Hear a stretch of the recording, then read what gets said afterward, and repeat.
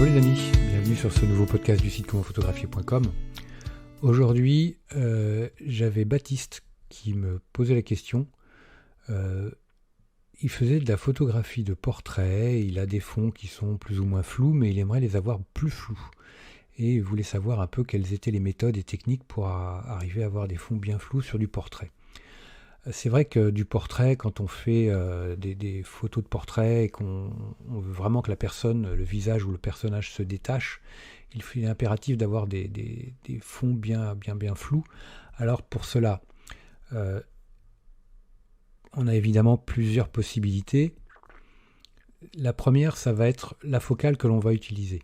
C'est vrai que si on fait de la photo de portrait au 50 mm, si on fait de la photo de portrait au 35 mm, si on a de la focale fixe, on va pouvoir bien flouter les fonds parce qu'on aura des ouvertures qui seront très grandes. f1.4, f1.8, on va avoir la possibilité d'avoir des fonds bien flous.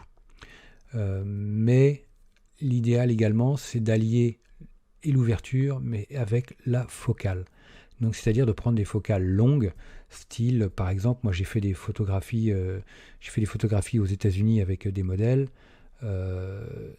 Souvent, j'utilisais un 70-200 2.8 et je faisais mes photos au 200 mm.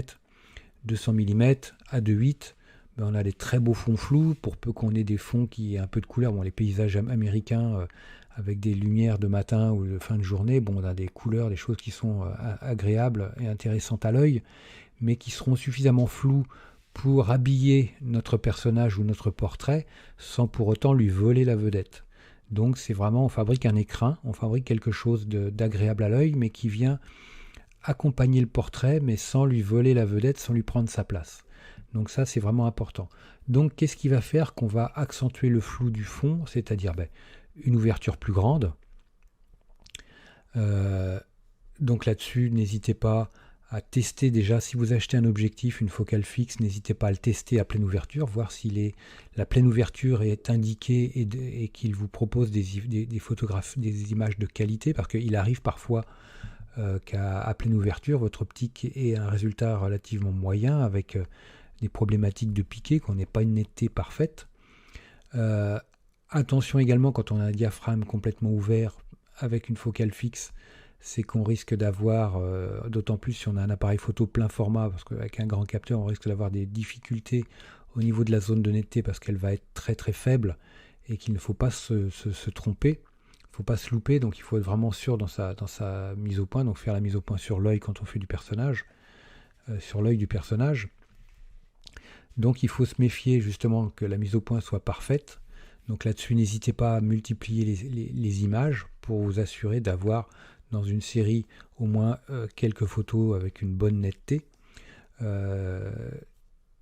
est important de mettre une focale relativement longue, de se rapprocher du sujet. Si vous voulez par exemple faire des photos avec un 200 mm, vous allez vous mettre à une certaine distance du sujet.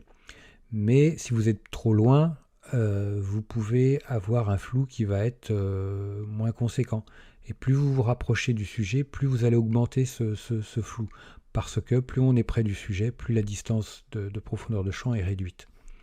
Donc voilà les différents phénomènes, les différents aspects techniques qui vont vous aider à flouter le fond. C'est-à-dire une grande ouverture du diaphragme, une focale relativement longue. Plus la focale sera longue, plus on va flouter le fond. Et plus on sera près du sujet, plus on va favoriser un flou de fond au niveau de notre image. Donc voici les trois éléments. Ensuite vient un quatrième élément qui va être la taille du capteur. Plus vous aurez un appareil photo avec un grand capteur, plus vous aurez un flou, une profondeur de champ qui va se réduire également. Ça, c'est quelque chose à prendre en compte. Donc si vous avez un appareil photo, si vous faites des photos avec un téléphone, c'est difficile d'avoir un fond flou parce que le capteur est infiniment petit, et plus comme il est infiniment petit, on a une grande profondeur de champ par définition, techniquement. Donc c'est pour ça que maintenant les téléphones utilisent des applis où l'IA va flouter automatiquement, va sélectionner le sujet, le garder net et va flouter le fond de façon logicielle, on va dire.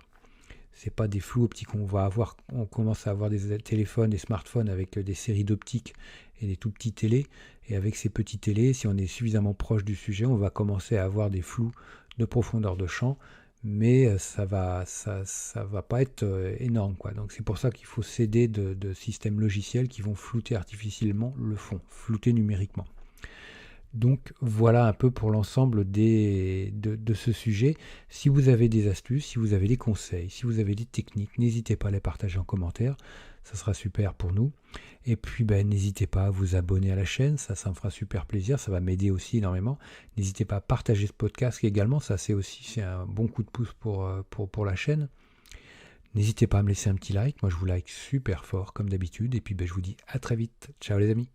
Dernière petite chose avant de se quitter, si ce n'est pas déjà fait, je vous encourage à faire partie de ma liste de contacts pour bénéficier de conseils quotidiens, d'astuces photographiques, de choses vraiment utiles et intéressantes à connaître, à savoir, ou à se faire rafraîchir la mémoire sur certains sujets.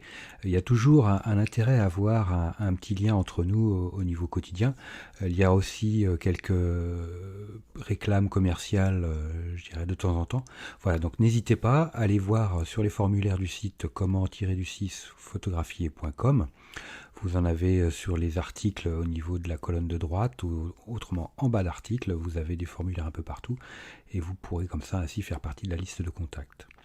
Autre chose également, actuellement, il y a 50% de réduction sur toutes les formations du site commentphotographier.com. Donc vous allez sur le site commentphotographier.com et vous allez sur la page formation, tout simplement. Ou alors comment-photographier.com/formation photo. Mais allez sur le site, ça sera beaucoup plus simple. Donc vous avez 50% avec le code 5050 en chiffre arabe et vous pourrez bénéficier de toutes les formations à moitié prix. Vous avez une quarantaine de formations sur la photo de paysage, vous avez des formations sur le portrait, vous avez des formations sur les photos d'enfance, sur les photos flash, sur la photo culinaire, j'en passe et des meilleurs les amis. Donc ne vous privez pas, c'est actuellement avec le code promo 50 50%.